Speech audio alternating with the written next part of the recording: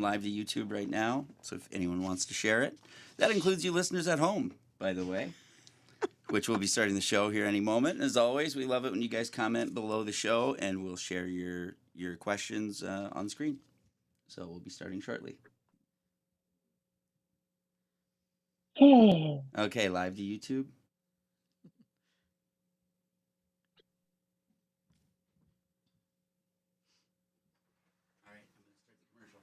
All right.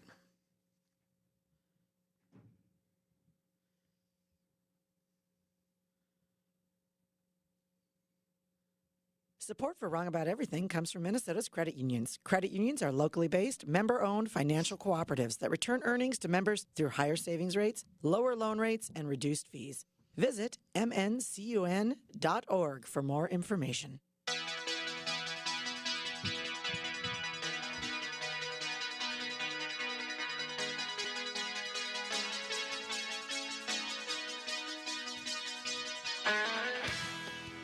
And we are back with another episode of Wrong About Everything. I am former Republican Senate Majority Leader Amy Koch. I am former state senator and the reason we are late today, Michelle Benson. I am small business attorney Davis Sensman. I am Democratic strategist and the Puerto Rican heat, Javier Murillo. And we are Wrong About Everything. Wrong about everything. But maybe not as wrong as Congressman Phillips. We'll find out. We'll find out. It's been a rough one. All right. So welcome, Senben. Maybe you want to tell listeners a little bit about you, although I feel like you're becoming quite a regular on the podcast. I've been here enough. And Brian, thanks for giving me the opportunity to connect with the Wrong About Everything audience. Mostly I just fill in for Brian here and talk smack against Javier. I missed the 1991 Halloween blizzard. I understand there's something we need to talk about there. Oh, good God. Really? Already? No, I am. Were you in town for it? Were you around for it? No, I was living in Florida. Yeah, that's what I figured. In the Navy at Duke Power School. And so Did it snow there as well? No, it didn't. So this was my first Halloween snowflake since I was a kid. Yesterday was, big day for me. Oh. So don't pull my Minnesota card, Minnesota. Look at Javier. Sorry, Javier. He hates it so much. It's fine, whatever. I'm actually down for most of Minnesota weird things. This one just feels a little like, settle down, everyone. It's fine. Go back to duck, stray duck. Goose. Yes. I also, Javier, say soda and not pop because I lived on the East Coast long enough. I had it programmed out of me. So this is why she's going to get her Minnesota. Who's the outsider now? The future of Minnesota politics is pretty much toast now that I miss the blizzard and I say soda. Soda. Oh, well, that's all right. We're so glad to have you here on the Credit Union Network studio. Don't you just love the credit unions? You know what? I'm a big fan of credit unions. I've been part of a credit union since 1989. Nice. Continuous member. We are also members of a credit union. And we're just so thankful. I saw someone use a verb. It was a couple words, but instead of banking. Because you know how we're always like, is there another word? We were going to ask the Tranche Master General, Ryan Smith. I saw something this week. I'll find it again. Okay. All right. So we don't have to say banking. It feels weird to say, do all your banking at a credit union. Yeah. Do all your credit unioning at a credit union. All right. Thank you. Gabe Noah is producing for us. You can go and check out our website is wrongabouteverything-podcast. Thank you to Honey Hive Digital for doing a great job there for us. And also thank you to Blue Ox Media, who, if you see billboards around town, that's Blue Ox Media. And please feel free to let us know and send us pictures because we get excited every single time. Every single time. We have no chill. How many times do I replace Brian before I get to be on the billboard? Yeah, exactly. Well, I always think we should have our picture on there, and Brian fights me. He's like, we don't need our picture. It's like, yeah, we do. Don't you think, Javier? Absolutely. Yes. Yeah, we need our fabulous headshot. You can just stand in for Brian. That he doesn't want to do that either. I'll be here for picture day, Brian. Perfect. All right. Hey, can I just say something? So I'm zooming in today. I apologize because I figured traffic would be bad and I have a lot of stuff to do this evening. But it's specifically relevant because I'm having people over for the Dia de los Muertos tonight. Yes. And my DoorDasher just arrived with booze that I have to show I'm old enough to buy. Okay, you go show your ID, and I'm going to do an ad for Bradshaw and Bryant. All right. So great. Because Javier is legal to buy booze. But if you weren't, you got arrested. Or, if you have someone that you want to sue, you need to call. It's Bradshaw and Bryant. Their entire team of attorneys and staff is dedicated to providing the legal advice you need, combined with the service and personal attention that you deserve. If you have questions about how they can assist you with a personal injury, wrongful death, or criminal defense matter, do not hesitate to contact them. Consultations are free. Please contact them at 1-800-770-7008 or just go over to minnesotapersonalinjury.com. No snitches. No, they're not interested. They're not interested. Mike Call Bryan someone made that else. clear. He's not interested in snitches. Call Okay. somebody else.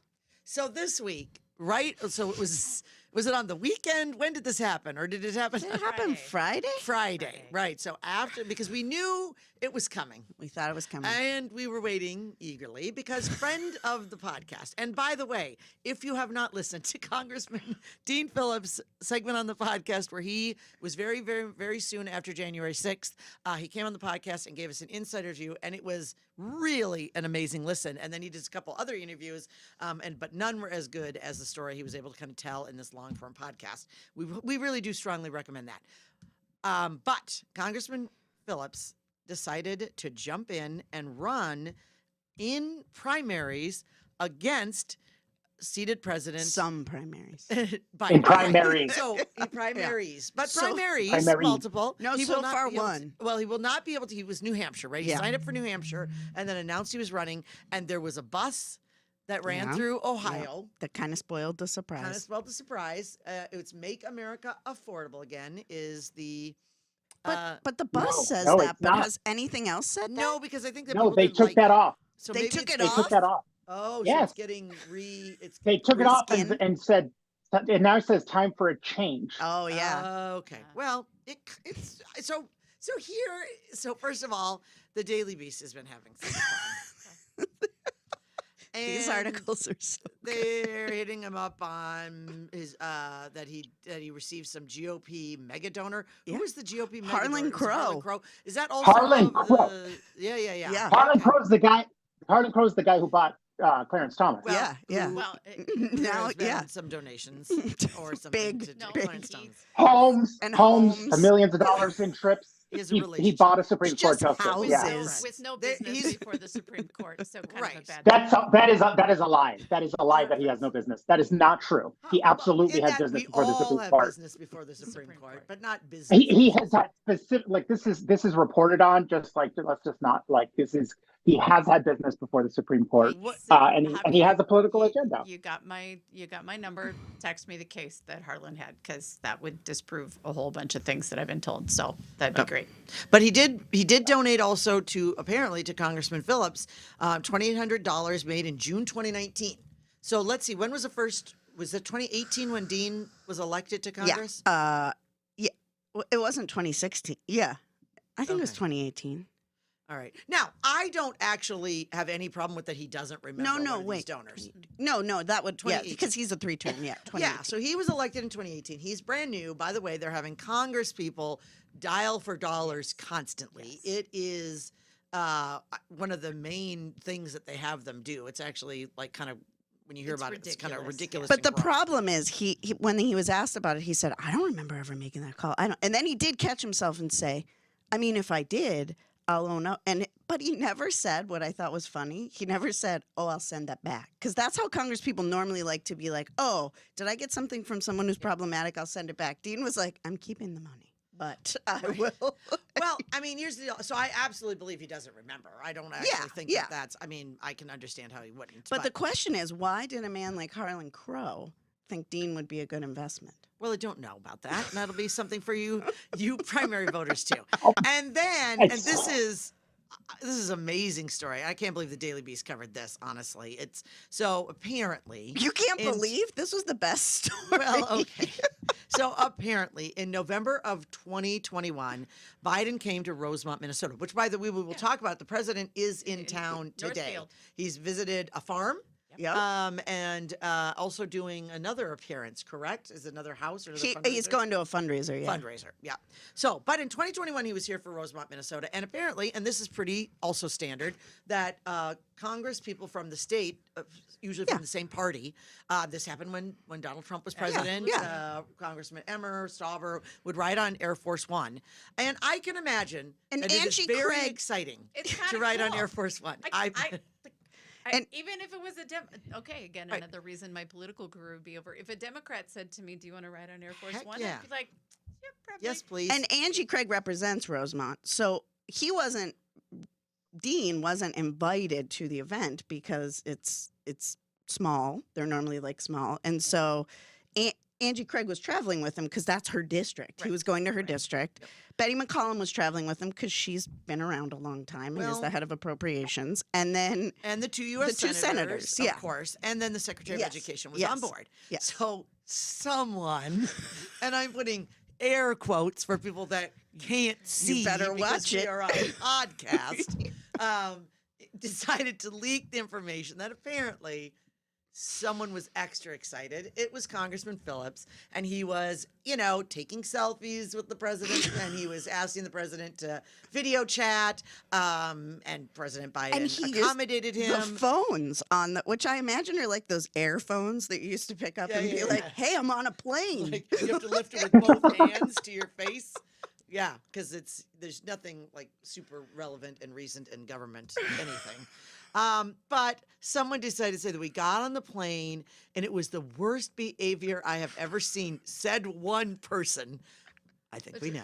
Yeah. It was horrendous. Now, was it horrendous? It reads as pretty bad. Like he was picking. It says he figured out how to use the phone, and then he was calling his family members and saying like, "Hey, President Biden, will you talk to my family?"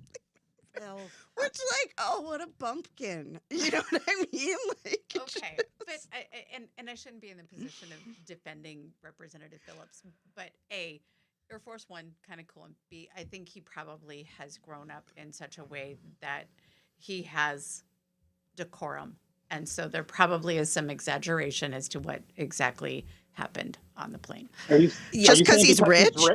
Yes.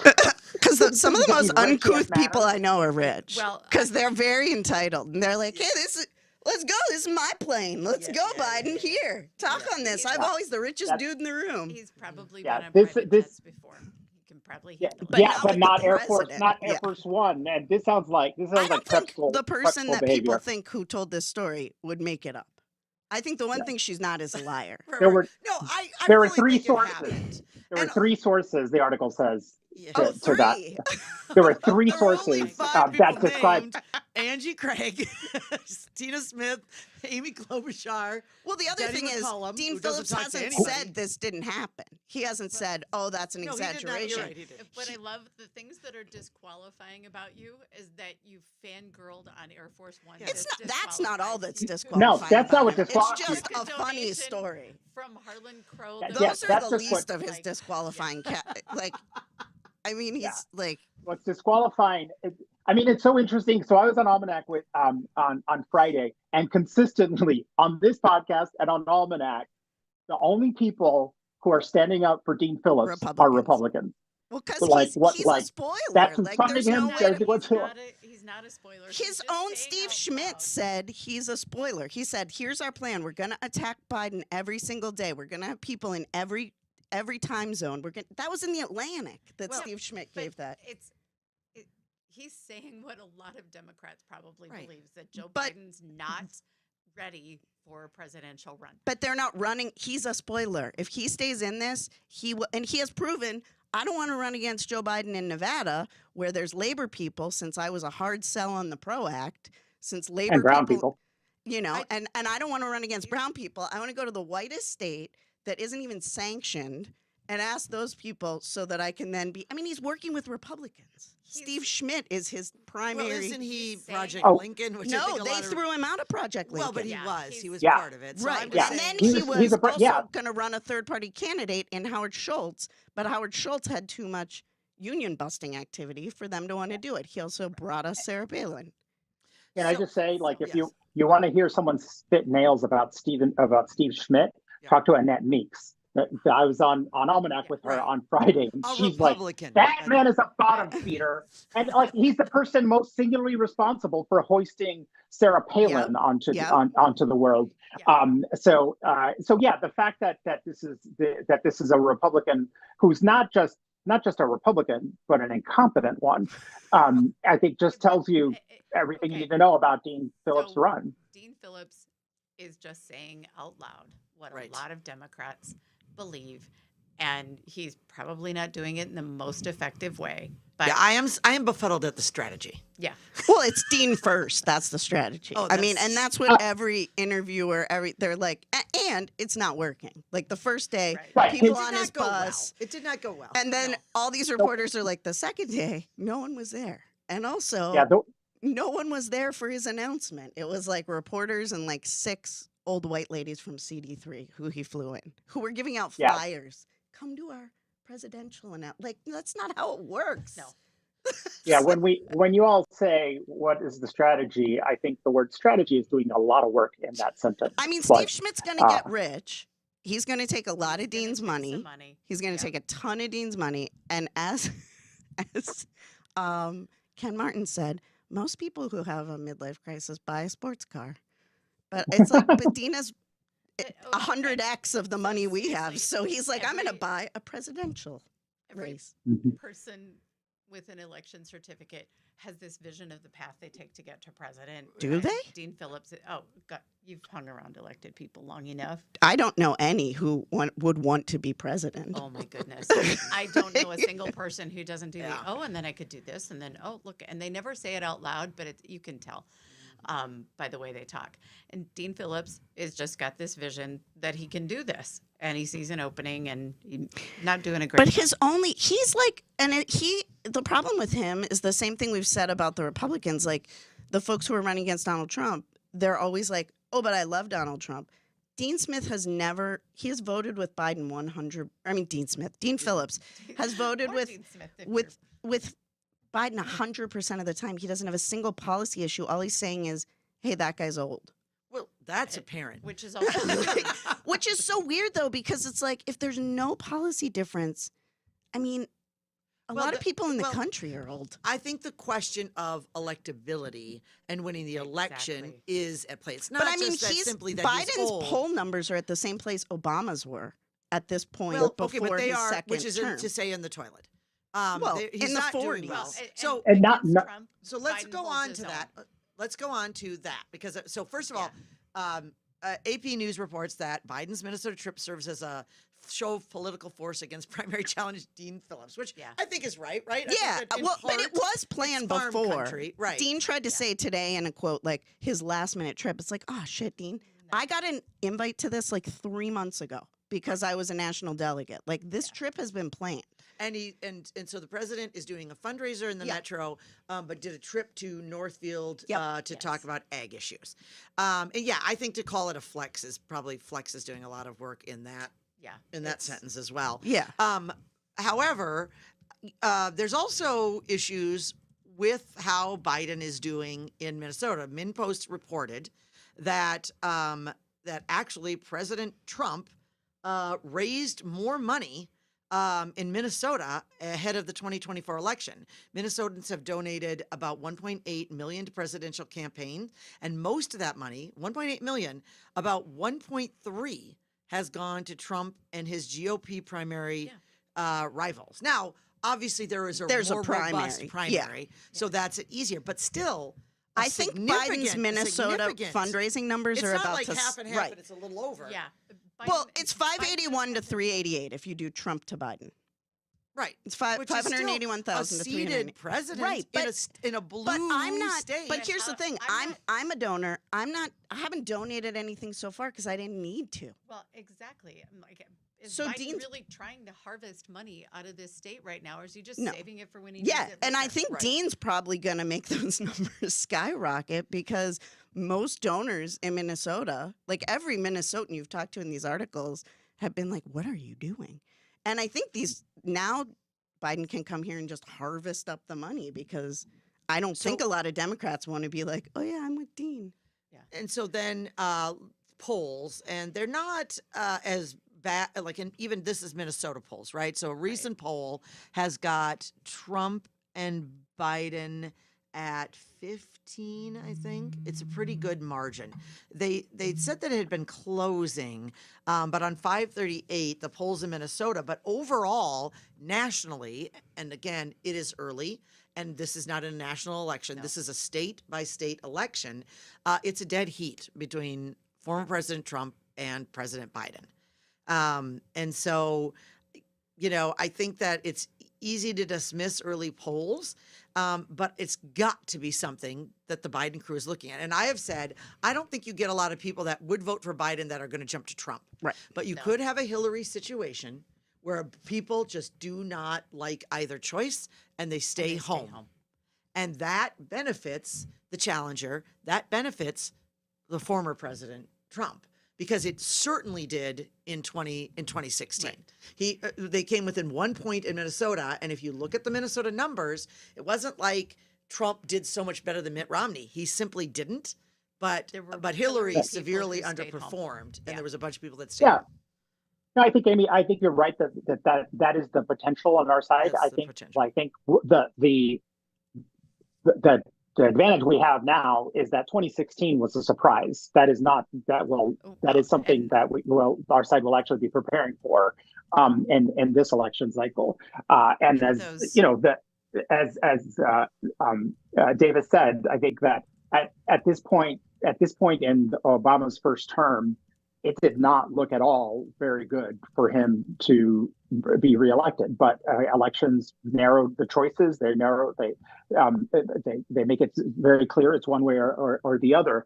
I think what's interesting about those fundraising numbers is that I've heard you all say many times on this podcast that Minnesota Republicans are not Trump Republicans. That they and he seems to be raking in the dollars from. Over 800,000 went to other candidates, and 500,000 went to him. But there's like 10 other. He was the highest raiser though out of all of them. Of course, that's because he's continually sending out and being persecuted. I think emails. I get I think 10 that's a emails good point. And Republicans Are love it. giving. No, It's he ridiculous. did not get the lion's share of the 1.3 million. Most of it went to other candidates, and I'll remind you that Trump came in third in the caucuses. Did any candidate get more than he did individually? Well, No, of Nikki course Haley not. came. Nikki Okay, Haley came so up enough. second. Of course not. They're too. Right. It's too much division. So this is the Right. reality is Republicans need to pay attention to swing states in the Electoral College, because all that matters is the Electoral College. So this talking about Trump and Biden being tied across the country right. is It's an almost irrelevant worthless. conversation. And if you Yep. keep talking about it, it just feeds the machine of the two candidates that already exist, that people feel is their only choice. So Republicans need to start looking at Electoral College swing states. Democrats have a machine. If Biden's their nominee, if Christy Whitmer is their nominee, if Dean Phillips or Gavin Newsom, it's just, you guys, broke my Her name's stride. Gretchen. They've Her got name's a Gretchen. machine. Laugh. That They've wasn't got a a funny laugh. machine in the swing states, and the fight's going to be real. And so Republicans need to focus on what matters and quit selling themselves. The Right. myth that Joe Electability Biden's the does agenda. matter. So I say to the Democrats, electability is an issue. Republicans, Yeah, electability same is an thing. issue. Yeah. Knock, Yeah, knock. you merged Christy Nome and Gretchen Whitmer. It's correct. It's not. You said Christy sorry. Whitmer. You're right. It's Gretchen Whitmer. I But apologize. As we really close out, apologize because I've been talking about Gretchen Whitmer for months as the person that they could swap in. so I just want to close out this segment with a tweet from friend of the program, Okay. Karen Moratz, former Oh, no. co-host of Wrong About Everything. Oh, no. She tweeted yesterday about the snowfall. Like, the small Halloween snowfall of 2023 said in a press conference that it has a ton of respect and admiration for the Halloween blizzard of 1991 policies and the work it did, but wants to offer voters a fresher, less impactful option that no one asked for this year. No one asked. Wrong. Yeah, That tweet belongs in the Minnesota Historical Society. honestly Like, that is the deepest cut. It's so It amazing. Like, really does. It hits so many. There's not a That's person so- outside of Minnesota who understands one word of that. Nope. No, but it's wonderful. Indignant Minnesotan Honestly. needs to. That is Good. good. I've said it before and I'll say it again. Funniest person I know. Yeah. One of the Alive. funniest I know. Yeah. Amazing. Brilliant. All right. Well, just we're let's touch on, because Tuesday, we're recording this on Wednesday. Yes. Folks will listen to it likely over the weekend. Don't forget, next Tuesday is election day. Gotta go vote. Gotta go vote. Check your local elections. You've maybe got some city council. Minneapolis, you certainly do. St. We have Paul, city council, yes. You've got School city board, council. No mayoral, deal. but city No council. mayoral and no school board for Minneapolis. Okay. People are really, because they've heard a lot about school boards, they're like, where is my, what am I going to, it's like, No. we're only voting for one thing, guys. We just city got- council. But other towns, Yes, other school other districts places where have- there's some very hot school board elections that have been going on. Some kind of like groups that have been working to get like sort of parent voices elected. There's been some controversial candidates. It's been a hot. I know that people already have fallen asleep to my discussion about this, but I'm telling you, it's been a If you care spicy about election school board, Yeah. you're still listening. Yes. If you care, I promise you, it has been a spicy school board election season. Yeah. So be sure to read your local papers. Be sure to Absolutely. check out your local. And it's funny because, Javier, do you want to talk about garbage in St. Paul? I Apparently, thought this was it all reared its settled. ugly head. I thought this was settled. No, I thought it you will won. never So- be settled in St. Paul. So two things. No, I do not want to talk about garbage in St. Paul. I did my part for this city.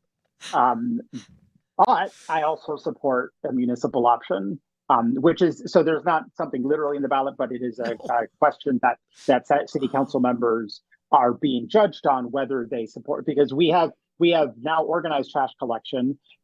So the city negotiates with a consortium of private gas trash collectors, and so then they split up the city. So like my area of town has one garbage hauler, and another one has others have different ones. So they want to have a municipal option to basically give the city more leverage in these negotiations. So I think it's great, but I will not be the chair of any campaigns about trash anymore, You won because that one. It You is. I did win it. I did win St. it. Paul It's the thing. trash. Literally on election night that night, my husband said to me, like, as we went to election night parties, and everyone's like, "How are you?" And he's like, "This is weird because you've worked in Minnesota politics a long time. This is the thing people know you for the most." Exactly. And it is, people still ask me about it. It's so, I was like, my labor union raised wages for thousands of workers But what for about the garbage? 14 What about those years. trash wars, though? Because you get Yes, involved in what the about those trash wars? This- Not only that, but remember that was fall 2019. Yeah. Like that was what St. Paulites thought was the most important issue in the world, and we're like at each other's throats over, like, And they're still reliving right, because this then we council will make the manifested. decisions on. It's so the weird next because I contracts. can't even think. Like, I remember when it happened, I was like, it can't possibly be that St. Paul is over there with everybody just hiring their own garbage. And it was like, sure as shit, they are. Yeah, And now Yeah. they have, and they it's liked it. organized, but a little, a little. tiny bit organized. It's like each area Yeah. has their own. Yeah. But like, what kind of a city doesn't have garbage men No. and women? Listen, Like, there's- what kind of a city doesn't have? Well, many don't. No, many Other don't. cities This is what don't. private carriers are for. Yeah. Yeah. So trash wars continue. small And Javier- small cities. Yeah, yeah. It's wild will to me. just I grew say- up in Pittsburgh, and I'm like, no, the city that is an essential service. Your garbage. Yeah, but Yeah. you don't have to be a city employee to know how to do it. Well, yeah, but all those trucks, that's not like, it just right. seems weird. Yeah, that's not right. But listen, I will say that there's nothing like working really, really hard in the campaign and waking up a Wednesday morning after election and thinking, I just defended basic city services. Yeah. Like, You were It was a lot you were of the work. general in the trash so war. are people mad now because like they don't have the same garbage people they used to have? Is well, that no, what- but also the contracts are coming up. So sort of the question of the leverage Oh, I and see. the municipal. Yeah, like, it does feel like option. if that might be Yeah. more leverage, but I don't know. You guys do your own Yeah. thing over there. Yeah. Hey, we're this doing is all better we than have. Minneapolis, You I'll tell you that. are. We'll cede it. We will 100% admit that. Yeah. We have this. Yeah, I was like that article that came out this week. I think is that in the run sheet that like shockingly Minneapolis is doing the worst job in the country at revitalizing Yes, its downtown that's true. post-COVID. Yeah, so Like, I did want to just, shocker. yeah, so this is amazing. It's 60, they did 66 cities they examined after the pandemic. I do want to touch on this ahead of the city council elections. I think Yeah. it's important. And they found that we ranked 64th. It was a University of Toronto study, 64th out of 66. So, because I think that there's, and I have noticed this anecdotally, traveling around, going to Denver, Yeah. going to St. Louis, Mhm. going to other cities and thinking they're doing this better than we are. Yes. I don't know what they're doing, but they're doing it better. And as a person who has an office downtown Minneapolis, who live downtown, now I've moved to St. Paul, so I guess somebody could say it's none of your business. 'Cause of Amy. the trash. But obviously, It's we Amy's need fault. Minneapolis to be strong. We need Minneapolis to do Yes, well. we do. And 64th out of 66, that's a rough. That's number. pretty We're not bad. coming back Well, like we should. And Mm-mm. and if you so this is beyond quality of life for the people who live there. You're talking about investment coming into the state, Right. and the Wall Street Journal, all these major publications have articles about how Minneapolis isn't doing well. Capital and talent flow to places that are vibrant and growing, and our airport is the Minneapolis St. Paul International Airport. A little taint Here's on that name hurts people who might consider coming here. They want a quality Michelle. of life. Yeah, go ahead. Michelle Benson said taint. Now I just want to Should we change sorry. it to the SPM, the St. Paul Minneapolis Airport? No, Just like I- slide here's it, what I was slide gonna mini. say. Change it to Minnesota International. I don't Yeah. know. But the Listen, point I've being- been chairing. Listen, I've been chairing a very secret committee of St. Paul people. I think I can make this announcement here today. We are headhunting for the best Minneapolis people, businesses, organizations. Red Rover, come over to St. Paul. Come on With over. garbage Come on service, over. you have We've that. almost solved our garbage issue. All good. We're done with And the we got garbage. rid of the Michelle. That's the Starbucks. past. We got rid of the Plenty of- car box and plenty we of- almost solved garbage. Got plenty. That's We're the so past. close on Spaces garbage. open downtown St. Paul. It is funny what's a hot button Yeah, issue just don't. in St. Paul. No, listen. Downtown St. Paul has only one way to go. That's up. We're good. Exactly. We're good. I Now, couldn't even just figure out don't how talk- to get into a Available. building in downtown St. Paul. I was like, where's the door? Oh, we don't go in them. We don't go in them. Viking River cruises are stopping in St. Paul, not Minneapolis. Yeah, we That's don't. true. We don't go in the True. buildings downtown. See? Like, See? Yeah, pretty soon Lady sidewalks. Gaga will be dining in our restaurant. Not if we call her Gaga. Oh, honey, that's how the kids pronounce it. Gaga. Gaga. Do they? Lady Gaga. The queer kids do. Lady Oh, Gaga. God. Gaga. Oh, Gaga. it starts here. All right. Javier. Let us go on to plugs. Has anybody got anything to plug? I don't think so. We got an election next Tuesday. Yeah. Vote next Tuesday. I will be Yep. on WCCO this Sunday at 10:30, talking about it will be 1 year to the next presidential election on Sunday. So just know that 365 days on Sunday. And then I will also be doing live updates throughout the night on WCCO on election night. So Excellent. I'll be covering those hot school district races. Send Hold me on, your hold tips. Hold on. Wait a minute. What's happening in Lino Lakes? It's a big deal. Javier? Hey, Eric D. Oh. Eric D. with a great last name. D is the latest member of our Woo. most exclusive club. Which You is- may recall that last week I got a little stern with our listeners because I said, Eric was I learned the lesson over and over that the way to get the listeners of our podcast to become patrons, those who can afford it, because it only applies to them, is by berating you all. Yep. And so last week I was pissed because it had been some time. Yep. And thank you, Eric D, for coming through. And I don't care if Eric D is another prank pulled by Jeremy This Essenson. doesn't I will sound take like it. all Notice of the Jeremy graphic here Essenson's says, money. thank you for not being a dick, and then it's got Congressman Phillips next Yeah, to what are it. you That on doing, purpose. Gabe? Gabe, Yeah, Get that's that man just out a of paid there. announcement. Like, friend of the podcast. Friend of the podcast. there you go. I like that branding. All Be right. nice to him. But Eric D, awesome. Thank you so much. Patreon.com/Wrong About Everything podcast. Please chip in if you can. We greatly appreciate it, and that helps us bring the show to you every week. All right. Who wants to go with thanks and thanks? Yes. I can go. Oh, yes. Go ahead, Javier. Great. So my spank, it's actually I'm stealing Davis's regular spank, which is Tommy Tuberville for his. But He's your now, favorite. You guys got a thing for him.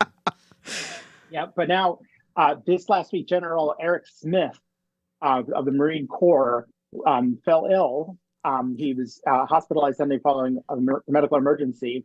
And these are the words of a senior DoD official. This is outrageous. I cannot help but think that because at the end of the day, Eric Smith is a human, that Tuberville's unnecessary stress that he's put on the situation where you don't have a backup has added a level of complexity and danger to an already bad situation. He's not able to have an assistant who's like spreading himself very thin. So yet another example of Tommy Tuberville is just single-handedly holding up all confirmations of military personnel at a time when national security is in the news every single day, at the top of the news with regards to either the war in Ukraine or the war in the Middle East, and having the military just unable to do any promotions is just outrageous, because he's that much of a zealot when it comes to wanting to ensure that all women, but especially service women, do not have access to health care that they need. That is his demand, and he's continuing it. So that is spank number one. My second is it's a thank that if folks do not follow the Israeli newspaper Haaretz, I think it's an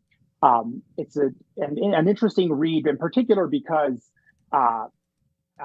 it's a left-leaning paper. In Israel, like in other countries, there are sort of kind of right and left aligned news sources. But one of the things, but it's also a very popular and highly quoted across the ideological spectrum newspaper. And what you see there is a lot of the things that are verboten that in U.S. politics, particularly with regards to Israel, that things that people say, oh, you can't say that here, are very much discussed in Israel in generally, and particularly in Haaretz. And I want to point people out to an editorial that they posted just a couple days ago. I'm sorry, not a couple days ago. This was a while ago, but is making the rounds again. Because it's factually true, is that AIPAC, the pro-Israel lobby in the United States, what it has become, and I think this is in you could see this in polling, of that the issue of Israel has become highly polarized, in part because AIPAC has become a tool of they are specifically a pro-Netanyahu, anti-Israel group. And why would you say anti-Israel? Because Netanyahu, part of his strategy, when we say that, there's a lot of accusations happening around town about that someone is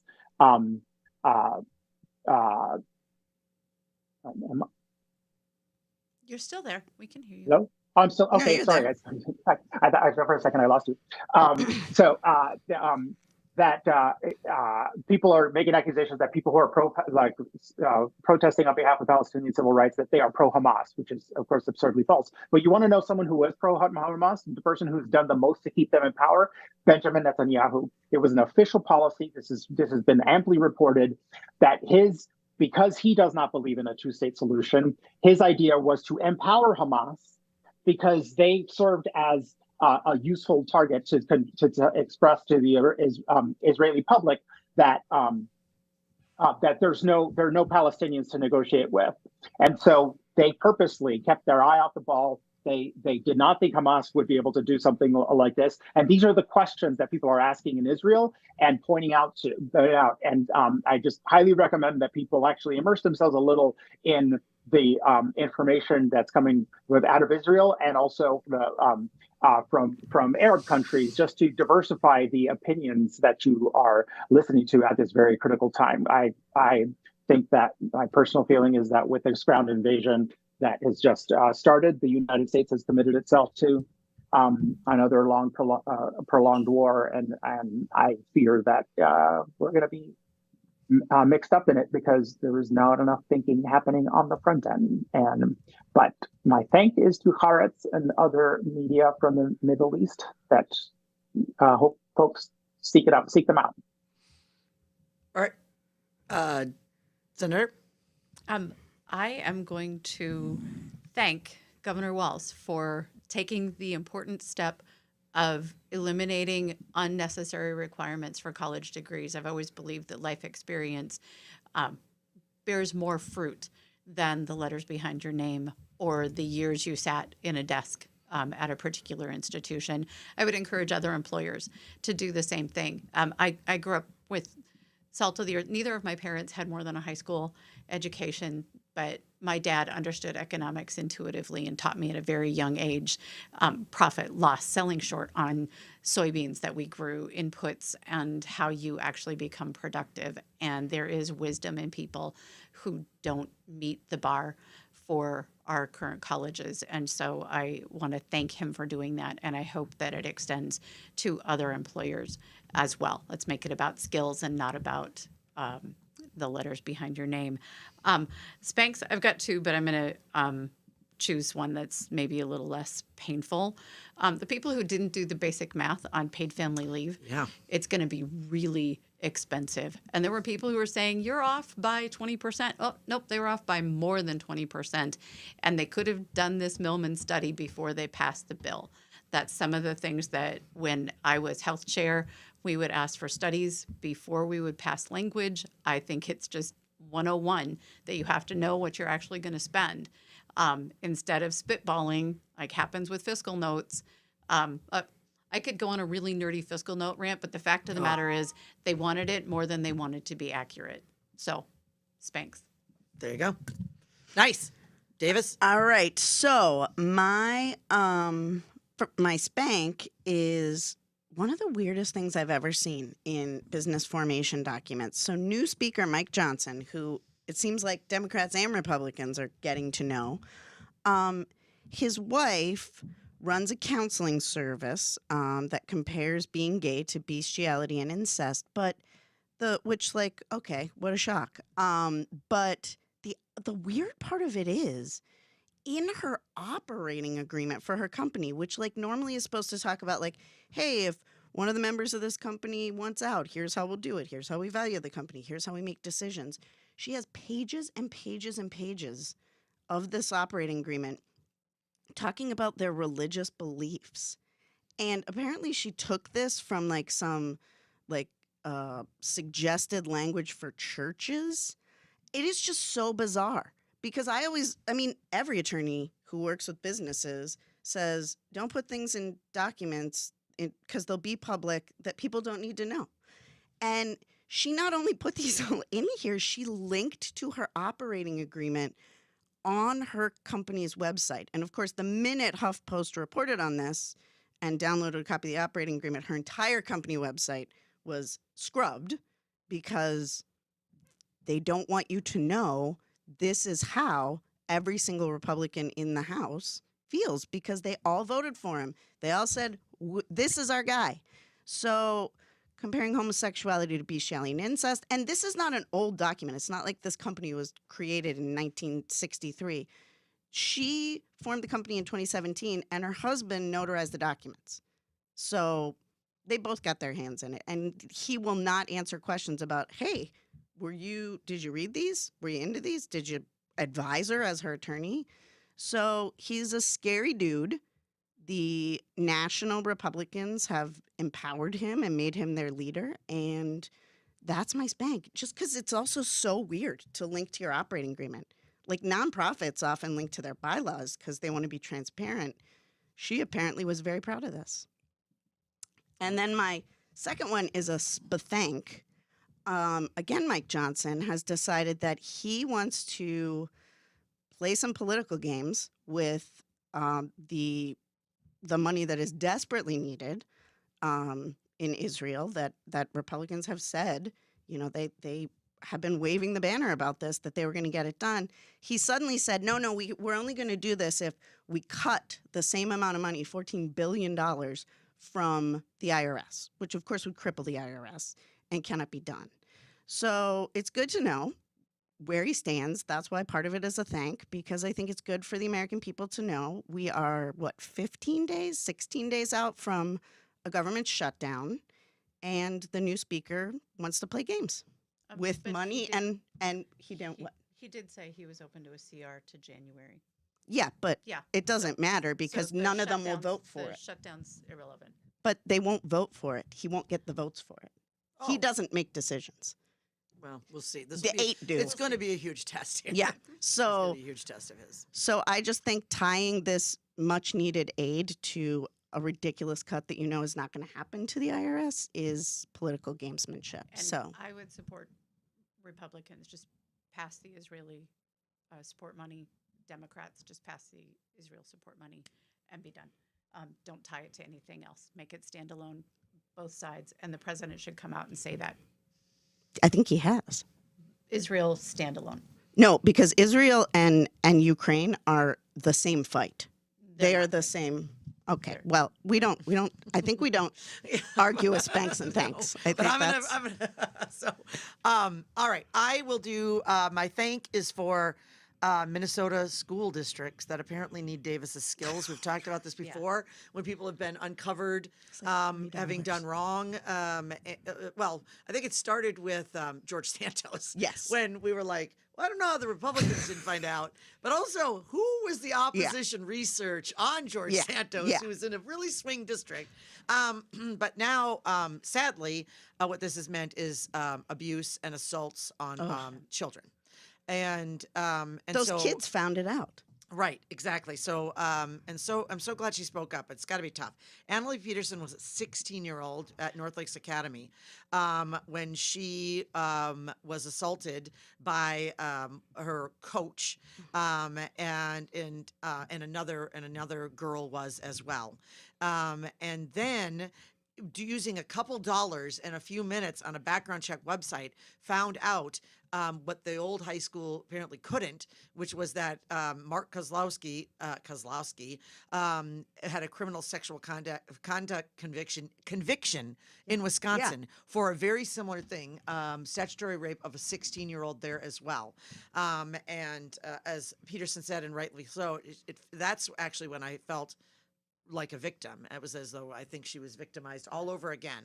And there are now two cases going in front of the Minnesota Supreme Court because school districts cannot be held liable Right. for hiring people, though they're required to do background checks. How they're required is they can go through the BCA or they can do a private agency, and then the rest of that is sort of left up to the school districts.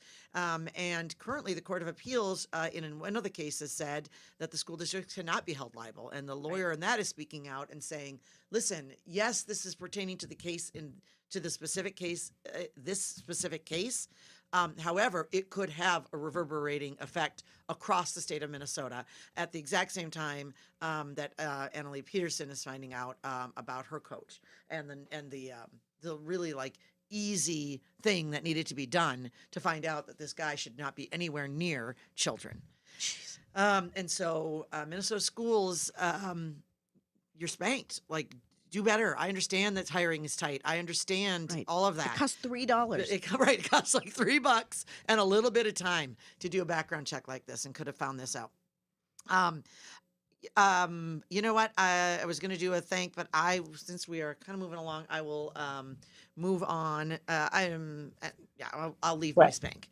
No, it's okay. Can I just say, send Ben. I sent Amy and Davis some links for you to see about Carlin Crow's business before the Supreme Court. Excellent. Great, Harlan Crow. Didn't think that would be a name we hear. It's a So callback. So good. Callback. The dude with a literal like bad guy name. That name sounds like a Batman villain. It does. It does. It's the Crow. He doesn't. All right. And with that, I am former Republican Senate Majority Leader Amy Koch. I am Senben. I am small business attorney Davis Sensman. I am celebrating the ancestors tonight for Dia de los Muertos, Javier Morillo. And we are Wrong about everything. Take it away.